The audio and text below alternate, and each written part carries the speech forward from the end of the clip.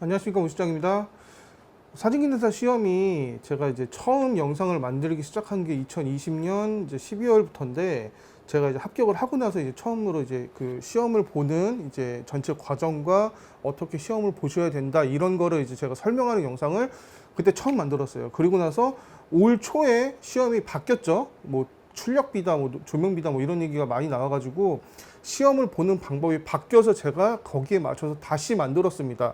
그리고 지금 또 다시 만드는 거는 2021년 8월 달에 보는 제 3회차 사진기능사 실기시험부터 시험이 조금 더 바뀌었어요. 그래서 그거에 대해서 다시 전체적으로 이제 그 시험을 어떻게 보시는지부터 해서 어떻게 시험을 보면 합격하실 수 있을까, 이런 영상을 한번 다시 만들어 보겠습니다.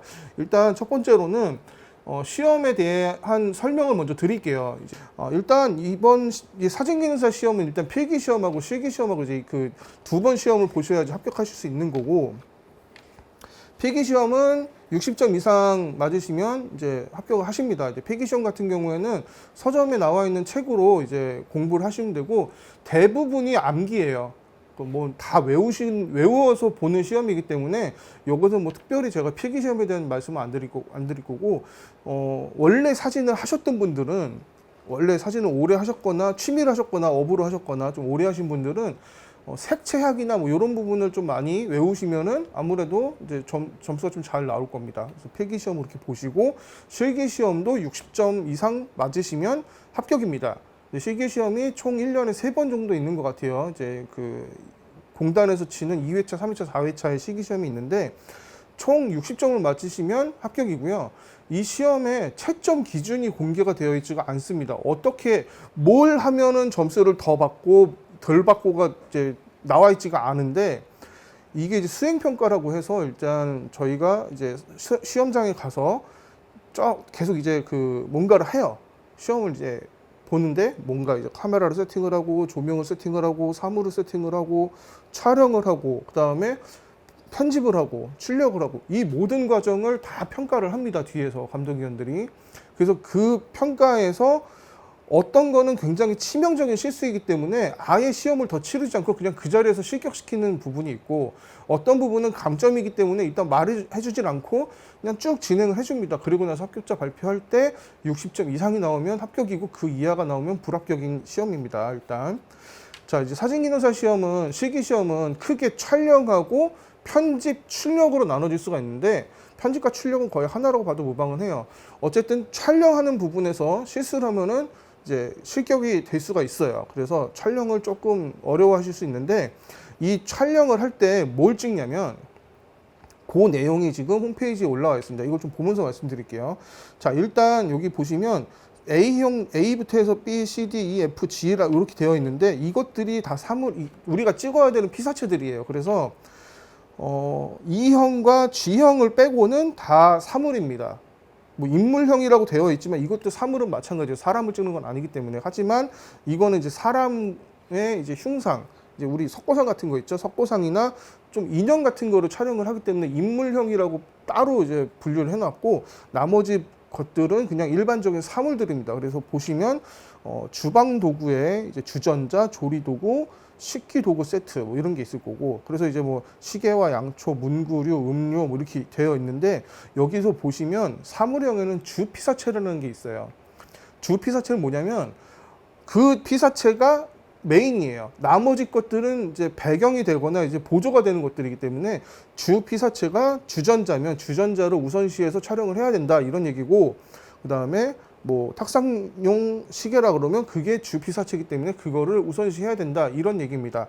이렇게 해서 그걸 이제 그런 사물들과 석고상을 가지고 촬영을 하게 될 거예요. 자, 앞서 말씀드린 거는 촬영을 해야 되는 이제 것들이고, 지금부터는 시험이 어떻게 진행되는지에 대해서 말씀을 드릴게요.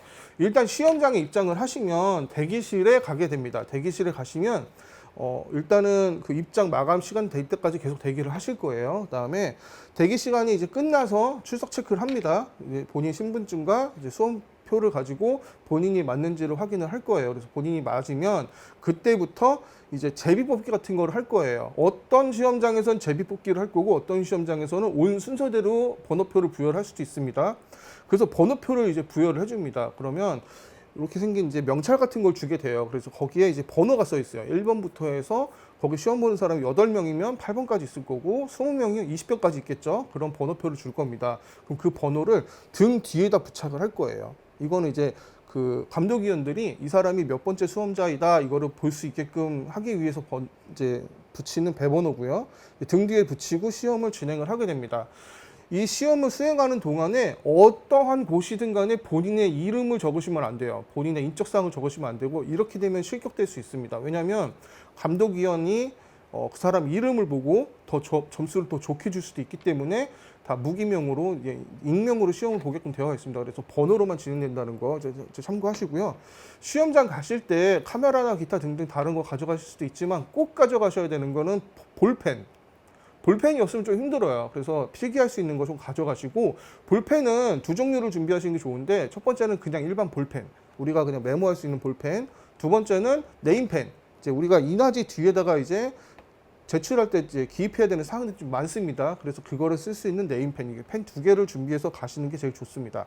그래서 비번호를 받으면 그때부터 오리엔테이션을 해줄 거예요. 시험 문제지를 나눠주고 시험 문제지는 이제 제가 이제 링크도 올려드리겠지만 다운받아 보시면 공개 시험 문제라고 있습니다. 이제 그렇게 생긴 시험 문제를 다 나눠 드릴 거예요. 그리고 이 시험 문제지는 집에 가져가시는 거예요. 오리엔테이션 때 보시고 촬영할 때도 볼 수 있고 편집할 때도 볼 수 있어요. 그러니까 오리엔테이션 하는 내용을 잘 적으셨다가 그걸 들고 시험 보는 내내 참고해서 시험을 보시면 됩니다. 자, 오리엔테이션 할 때 뭘 알려주냐면 첫 번째, 오늘의 사물이 무엇인지 촬영할 사물. 그래서 앞서 말씀드렸듯이 뭐 사물형이 있고 인물형 있잖아요. 거기서 이제 사물형 같은 경우에는 A형이다, B형이다 뭐 이런 게 나올 거고 인물형 같은 경우에는 석고상이다, 뭐 인형이다 이런 걸 얘기를 해줄 거예요. 그래서 그런 오리엔테이션을 일단 해줍니다. 그리고 나서 사물형일 경우에는 아웃포커스로 찍을지 펜포커스로 찍을지도 지정을 해줍니다. 거기서 출제를 해주는 거죠, 시험을. 그래서 펜포커스로 출제를 한다 그러면 거기 있는 모든 사람들이 똑같은 사물에 똑같은 펜포커스로 촬영을 하시는 거예요. 같은 스튜디오에서. 그렇게 촬영이 진행될 것이고 인물형 같은 경우에는 아웃포커스나 펜포커스가 없어요. 그냥 촬영만 잘 하시면 돼요. 근데 이제 거기서 시험 문제에 따라 다르겠지만 적정 노출로 촬영을 하라고 할 것인지 오버로 촬영을 하라고 할 것인지 언더로 촬영을 하라고 할 것인지 이런 것들을 그 오리엔테이션 시간에 다 알려줍니다. 그러니까 그런 거를 꼭 잘 체크해서 이제 들으셔야 되고 이번 시험부터 바뀐 게 뭐냐면 조명 비율에 대한 게 이제 추가가 됐어요. 이게 무슨 얘기냐면 조명이 총 3개, 2개에서 3개가 나올 겁니다. 그 스튜디오에 가면은. 그러면 주광과 보조광이 있는데 이 주광하고 보조광의 광량의 세기를 어떻게 조절을 해야 되는지를 그때 출제를 해주실 거예요. 오리엔테이션 할 때. 아니면 스튜디오에 입장했을 때 몇 대 몇으로 이제 촬영을 해라. 이런 식으로 출제를 해줄 겁니다. 그 비율도 잘 적어 놓으셔야 됩니다. 그 시험 문제지에 써 있지가 않아요. 그거는. 잘 적어 두셔야 됩니다. 이런 식으로 이제 촬영을 할 것이고 촬영이 다 끝나면 메모리 카드를 가지고 포토샵을 할 수 있는 전산실로 이동을 해서 카메라 사진을 리터치를 하고 출력을 해서 제출을 하면 이제 시험은 끝납니다. 근데 이제 포토샵에서 뭘 해야 되냐면 크게 3가지가 있어요. 첫 번째는 사진을 선택을 해야 돼요. 우리가 총 5장의 사진을 찍을 건데 그 5장 중에 제일 잘 나온 사진 1장을 본인이 선택을 하셔야 됩니다. 두 번째는 노출과 색상을 잘 맞춰야 돼요. 이 노출과 색상은 이게 그 연관관계가 있기 때문에 하나로 묶어드렸어요. 노출을 만지면 색상이 틀어지고 색상을 만지면 노출이 틀어집니다. 그래서 같이 맞춰주셔야 돼요. 세 번째는 왜곡이나 기타 등등 이제 먼지나 필요 없는 것들을 이제 리터치를 해주는 게 필요합니다. 그래서 이 모든 게 다 끝난 다음에 잉크젯 프린터로 프린트를 하신 다음에 제출을 하시면 한 보름이나 한 달 이내에 이제 합격 정보가 카톡으로 오게 됩니다. 그래서 합격하신 분들은 카톡 받으실 거고 불합격하신 분들은 카톡 안 올 거예요. 이렇게 해서 시험이 끝나게 됩니다. 다음 영상에서는 이제 시험이 구체적으로 이제 어떻게 진행되는지 이제 장비를 일단 한번 볼 거고요. 그 다음에 이제 장비를 보고 장비를 어떻게 사용을 해야 되는지를 알려드릴 거고 그다음에 촬영을 어떻게 해야 되는지 편집을 어떻게 해야 되는지 이런 부분을 이제 집어드리는 시간을 가져보겠습니다. 이상 문시장이었습니다. 감사합니다.